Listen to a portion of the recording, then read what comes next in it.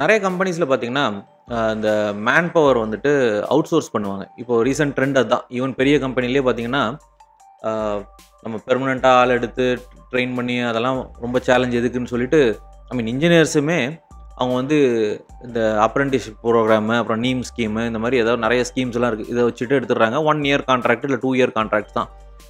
அதே மாரி பார்த்தீங்கன்னா, ஒரு மிஷின் ஆப்பரேட்டர் இல்லன்னா அந்த ஹெல்ப்பர் கேட்டகரி இந்த மாரி பிசிக்கல் ப்ளூ காலர் ஒர்க்கர்ஸ்ன்னு சொல்லுவோம். இந்த மாதிரி ப்ளூ காலர் ஒர்க்கர்ஸ்க்குலாம் என்னதுன்னா, கான்ட்ராக்ட் எம்ப்ளாயீஸ் தான் நெறைய கம்பெனிஸ்ல எடுக்குறாங்க. இதில ஒரு விஷயம் என்னன்னா, காஸ்ட் குறையுது.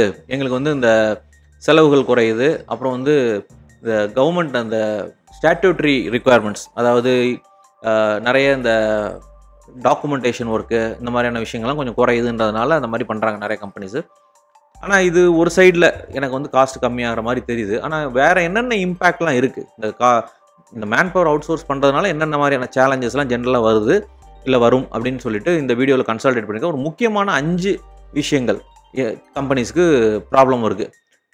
நான் மேன் பவர் அவுட் சோர்ஸ் பண்ணக்கூடாதுன்னு சொல்லல.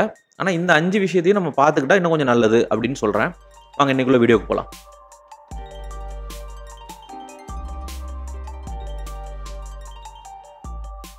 ஹாய் தேர், என்னோட பேர் ஆனந்த். நான் உங்களோட trusted lean manufacturing implementation partner. So இந்த வீடியோவில் நம்ம 5 முக்கியமான விஷயம் இந்த அவுட் சோர்ஸ் பண்ணுறதுனால, லேபரை அவுட் சோர்ஸ் பண்ணுறதுனால உள்ள சேலஞ்சஸ் பற்றி பார்க்க போகிறோம். இதில் முக்கியமான ஃபஸ்ட்டு பாயிண்ட் பார்த்தீங்கன்னா, அட்ரிஷன் அப்படின்னு சொல்லுவோம். அதாவது வேலையை விட்டுட்டு மக்கள் போகிறது. புதுசாக டெய்லி ஒருத்தர் வருவாங்க.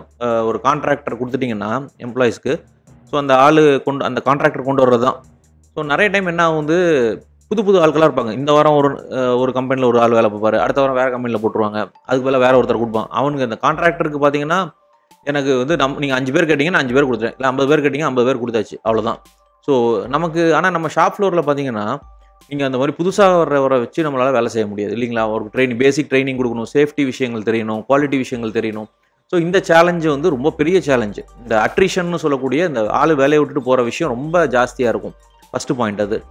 2வது பாயிண்ட்டு, அப்போ சொன்ன மாதிரி லேக் ஆஃப் ட்ரைனிங். புதுசாக ஆட்கள் டெய்லி ஒருத்தரும் புதுசாக வந்தாங்கன்னு வச்சுங்களேன் உங்கள் டிபார்ட்மெண்ட்டுக்கு, நீங்கள் எப்படி வந்து ஒரு ப்ராசஸை ஸ்டாண்டர்டைஸ் பண்ண முடியும்? ரைட், நேற்று வருவார் ஒருத்தர், அவருக்கு ட்ரைனிங் பேசிக்காக ஒன்று கொடுத்துருப்பீங்க, அடுத்த வாரம் வேறு ஒருத்தர் வருவார் அதே வேலைக்கு. ஸோ நீங்கள் எப்படி வந்து அந்த ஆளுக்கு ட்ரைனிங் எனக்கு கொடுக்க போறீங்க? ஸோ இது ஒரு பெரிய தலைவலி. ஸோ நிறைய கம்பெனிஸில் பார்த்தீங்கன்னா இந்த குவாலிட்டியில் ஸ்லிப் ஆகிற விஷயங்கள் எல்லாம் இங்கே தான் நடக்கும். ஸோ நீங்கள் புதுசாக ஒருத்தருக்கும் நீங்கள் ட்ரைனிங் கொடுக்க முடியாது. ஆப்வியஸ்லி குவாலிட்டி டீம் ஆகட்டும், உங்களோட இன்ஸ்பெக்ஷன் டீமு எல்லாருமே வந்து ஃப்ரஸ்ட்ரேட் ஆகிடுவாங்க. சார் போன வாரம் தான் ட்ரைனிங் கொடுத்தா அவன் போயிட்டான், புதுசாக வந்திருக்கான், அவனுக்கு நம்ம கொடுப்பேன், அடுத்த வாரம் போயிடுவான். நிறைய கம்பெனியில் அதுக்கு டைமும் இருக்காது, எனர்ஜியும் இருக்காது, எஃபர்ட் இருக்காது. ரைட், எஸ்ஓபிசி ஒர்க் இன்ஸ்ட்ரக்ஷன் எல்லாம் ப்ராப்பராக இருக்கிற கம்பெனிலேயே இந்த ட்ரைனிங் ரொம்ப கஷ்டம். நம்மள இந்தியாவில் உள்ள medium size enterprises, small scale கம்பெனிலலாம் பேசிக் சிஸ்டம்ஸ் அண்ட் ப்ராசஸஸும் இருக்காது, எஸ்ஓபி இருக்காது, ஒர்க் இன்ஸ்ட்ரக்ஷன் இருக்காது. இந்த நிலைமையில் புது ஆட்கள்லாம் வந்தாங்கன்னா நம்ம எப்படி ட்ரைனிங் கொடுக்க முடியும்? ஸோ இது ரொம்ப பெரிய ஒரு சேலஞ்சு. இதனால பார்த்தீங்கன்னா நிறைய குழப்பங்கள், ப்ரொடக்ஷனில் குழப்பம், அப்புறம் பார்ட்ஸ் மிக்ஸ்அப்பு, இன்ஸ்பெக்ஷன் பண்ண தெரியாது, ஸோ கஸ்டமருக்கு வந்து நமக்கு கெட்ட பேர் எல்லாமே வந்துட்டுருக்கு. ஸோ இது 2வது பாயிண்ட் ரொம்ப முக்கியமான பாயிண்ட், அதுதான் லேக் ஆஃப் ட்ரைனிங். 3வது பார்த்தீங்கன்னா இந்த குவாலிட்டி இஷ்யூஸ். இந்த குவாலிட்டி இஷ்யூஸ் நான் இப்போ சொன்னேன், இந்த ட்ரைனிங் பிரச்சனைனால ஏகப்பட்ட குவாலிட்டி இஷ்யூஸ்.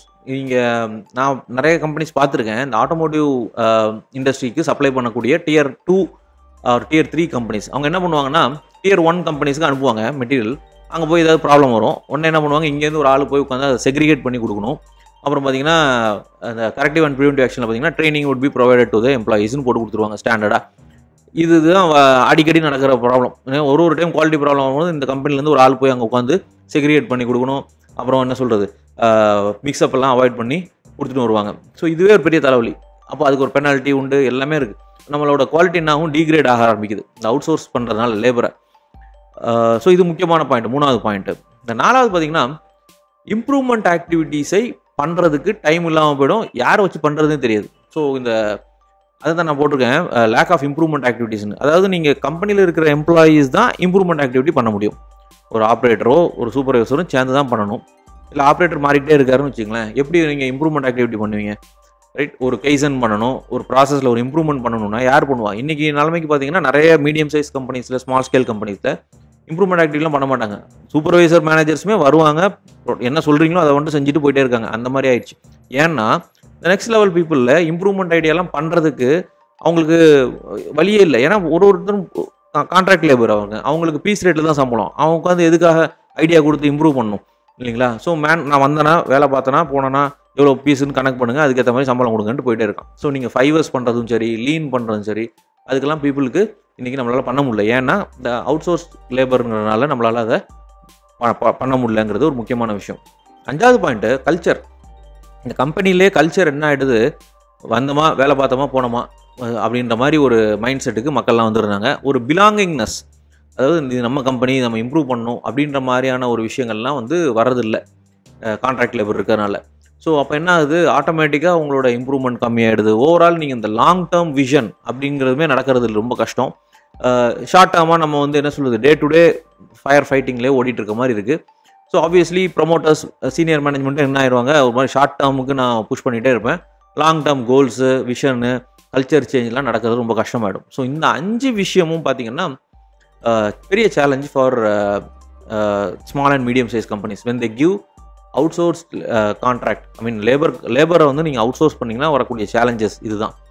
ஸோ உங்கள் கம்பெனியில் இந்த மாதிரி லேபர்லாம் அவுட் சோர்ஸ் பண்ணியிருக்காங்களா, வேறு என்னென்ன பிரச்சனைகள் ஃபேஸ் பண்ணுறீங்க? ஸோ அதை நீங்கள் ஷேர் பண்ணலாம் கமெண்ட்ஸில்.